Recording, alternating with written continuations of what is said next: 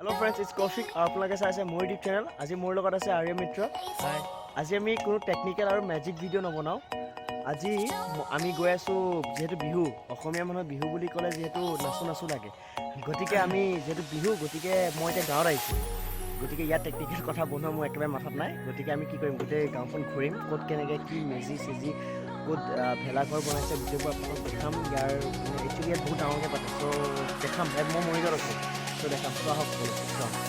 অসমবাসীলৈ মই মৰম যাচিলো, অসমৰ এখন টান হৈ ৰচনা ৰচিলো, মোৰ ৰক্তৰে ভৰা মোৰ গানৰ কলম।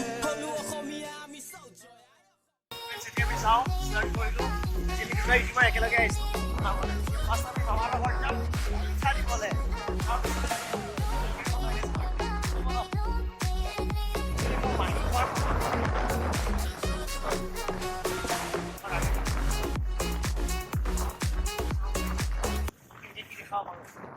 চাওক, এইটো মৰিগাঁও বৰভুগীয়া বুলি কয়। একদম এখন গাঁও হয়, খুব উন্নত গাঁও। অসমৰ ভিতৰত উন্নত গাঁও বুলি ক'লে বৰভুগীয়া গাঁওখন পৰে। চ' এখন খুব এটা ভোগালী জেগা হয়। চাওক ইয়াত আমি এতিয়া ফাৰ্ষ্ট মামাহঁতৰ ঘৰত যাওঁ। মামাহঁতৰ ঘৰত পিঠা কেইটামান দিম। পিঠা চিঠা আহি আছোঁ। এই পিঠা নাচি আছে, মোৰ দাদাই হয়। আমি এতিয়া পিঠা দিলোঁ। চ' এতিয়া আমি ব্লগিঙৰ কাৰণে যাওঁ।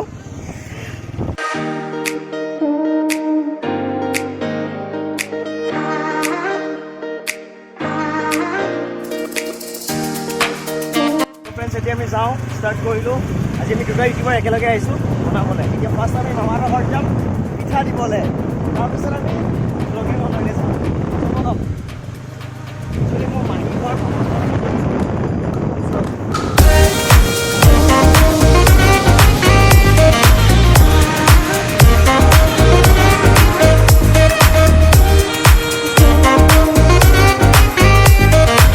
এইটো মেজি দেখিছে, আপোনালোকক দেখাইছোঁ ফাৰ্ষ্ট মেজি। চ' কাইলৈ কি হ'ব, ৰাতিপুৱা ইয়াত সকলোৱে আহি ৰাতিপুৱা সোনকালে 4টামানতে গা চা ধুই আহি এই মেজিটো জ্বলাই ইয়াত সেৱা কৰিব আৰু মেজিৰ পৰা ইয়াৰ পৰা আশীৰ্বাদ ল'ব যে বছৰটো ভালে কুশলে যায়। চ' মেজিটো চাওক, ইয়াতে চাইডত একদম বাচ্চা কেইটামান মেজি বনোৱা গৈছে সৰু সুৰা।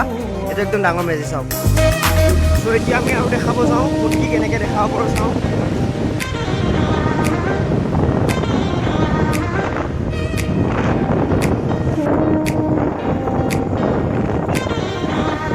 আমি এতিয়া চন্দ্ৰপুৰখিনিলৈ গৈ আছোঁ। এই চন্দ্ৰপুৰ বুলি কয়। চ' চাওক, আমি চন্দ্ৰপুৰত আপোনালোকক যোনখিনি দেখাম বুলি আহিছিলোঁ আহিলোঁ। চ' ইয়াত বহুত ডাঙৰ এটা মেজি পাতিছে দেখিছেনে? এইটো কেনেকৈ বনাইছে সিহঁতে জানে আৰু মই যে মাথা মাৰি তৎ বনাই কেনেকৈ বনাইছে সৰুকেইটা বাৰু বনাইছে। ইমান ডাঙৰ মেজি আপোনালোকে দেখিছে।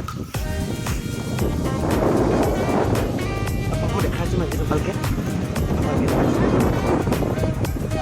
মেজিটো খালি এতিয়াও মেজি বনাই আছে। এতিয়াও বনাইছে, এতিয়া সম্পূৰ্ণ হোৱা নাই। কাইলৈ মৰ্ণিং সকলোৱে আহি ইয়াতে গা ধুই পেলাই এইটো মেজিটো জ্বলাব। দাদা মেজিটো বনাওঁতে কিমান দিন লাগিছে? এইটো মেজিটো 1 মাহ লাগিছে ন?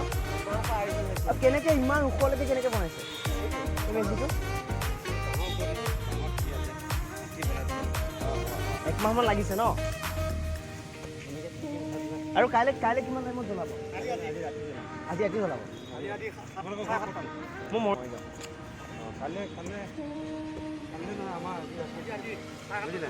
আজি 7:30 জ্বলাব। আহিবা চাওক আপোনালোকে মেজি বনাইছে।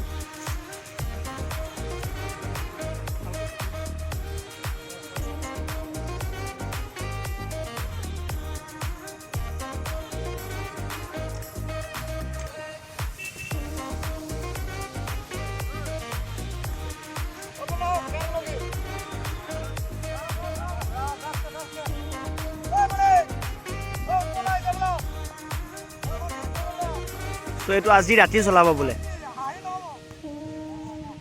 চাওক খুব ধুনীয়া। ৱাও, চাইডত কিছুমান চাওক, চাইডত কিছুমান সৰু মেজি বনোৱা হৈছে দেখিছেনে? একদম সৰু। কিন্তু কচম চবে এইটো কেনেকৈ বনাইছে মই যে একো মাথা মাৰি পোৱা নাই, ইমান ওখ বাপৰে। চ' এতিয়া আমি চাওঁ নেক্সট আৰু ক'ত পাওঁ কেনেকৈ। বাইক পোৱা ষ্টাৰ্ট দিছে। কৈছোঁ আপোনালোকক, যিহেতু কৈছোঁৱে যে মৰিগাঁও ভোগালী জেগা। একদম বিহু বুলি ক'লে আৰু মৰিগাঁও একদম কৈছোঁ আৰু গতিকে এতিয়া আমি যাওঁ আৰু নেক্সট ক'ত পাওঁ এখন শংকৰদেৱ স্কুল মৰিগাঁও ইয়াতে সি পঢ়িছিলে এসময়ত এতিয়া নপঢ়ে বাৰু এতিয়া মেট্ৰিক পাছ কৰিলে কিমান ষ্টুডেণ্ট চাওক কিমান ষ্টুডেণ্ট আহি ভুলে কৰিলোঁ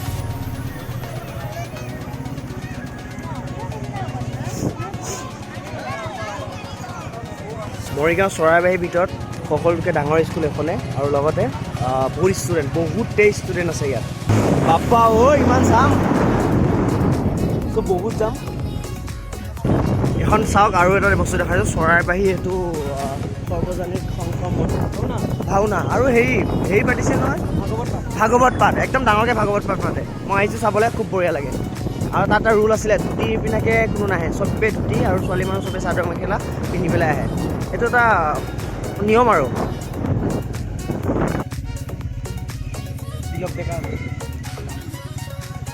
এইখিনি এটা ষ্টেচু এটা আছে চাওক খুব ধুনীয়া ষ্টেচু কাহিনীটো কৈ দিব চ' এই যোনটো ষ্টেচুটো দেখালে ষ্টেচুটো এটা ডাঙৰ কাহিনী আছে চ' কাহিনীটো মই নাজানো কাৰণ এখন গাঁওখন মোৰে হয় কিন্তু মই মৰিগাঁও টাউনত থাকোঁ ন ই ইয়াত থাকে চ' এই কাহিনীটোৰ বিষয়ে বহুতে বেছি ভালকৈ ক'ব পাৰিব গতিকে ইয়াক মই কৈছোঁ কৈ দিম আপোনাকে ক্লিয়াৰ কৰি দিম লাইক একো নাই ময়ো ভালকৈ নাজানো তেওঁ স্বাধীনতা আন্দোলনৰ সময়ত যেতিয়া ইয়াত মানে মিলিটাৰীবিলাক ইফালে সিফালে ঘূৰি ফুৰিছিলে তেতিয়া ঠিক মানে তিলক ডেকা এই মূৰ্তিটো সেইটো তিলক ডেকা মূৰ্তি তেওঁ মানে ইয়াতে ৰখি সকলোকে মানে দেখাইছিলে যে আৰ্মি আহিছিলে এনেকুৱাকৈ গোটেইখিনি কথা মানে জনাই দিছিলে সেইটোৱে আৰু ভালকৈ মনত নাই বহুত ট্ৰেফিক বুজিছেনে গাঁৱতো ইমান ট্ৰেফিক বাপৰে সেইফালে চিলিণ্ডাৰ ওলাইছে মই আছোঁ কোনোবা মানুহ মৰিল নেকি চ' ফ্ৰেণ্ডছ এইখিনিতে ই মোক আৰু এটা বস্তু বোলে দেখায় যিহেতু মই গাঁৱত আহিছোঁ ন গতিকে ই মোক এটা বস্তু দেখায় ইয়াত বোলে মাছ মাৰি আছে চ' মাছ কেনেকৈ মাৰে হয়তো বহুতে নাজানে চ' মই কেনেকৈ মাছ মাৰে আপোনাক দেখাম ময়ো নাজানো বাৰু কিন্তু মাছ মাৰি ভাল পাওঁ চাওঁ মানুহ দেখিছেনে এইবোৰ মানুহ সেয়া চব মাছ চাবলৈ আহিছে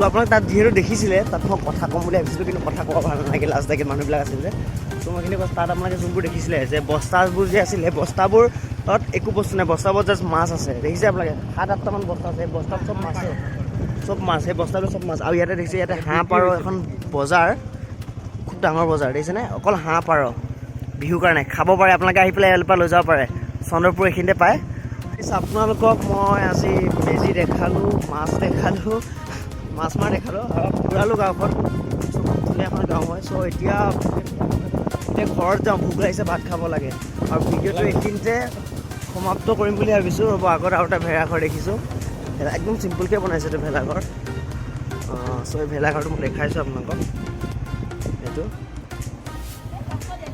অ'কে আজি মই এটা সৰু সুৰা ভ্লগিং দেখালোঁ গাঁৱৰ বহুতখিনি বস্তু দেখালোঁ চ' যদি ভিডিঅ'টো চাই অলপমান ভাল পালে লাইক কৰক শ্বেয়াৰ কৰক কমেণ্ট কৰি জনাওক লগতে ছাবস্ক্ৰাইব কৰিব নাপাহৰিব চাইডত থকা বেল আইকনটো দবাবলৈ নাপাহৰিব চ' আজিৰ কাৰণে বাই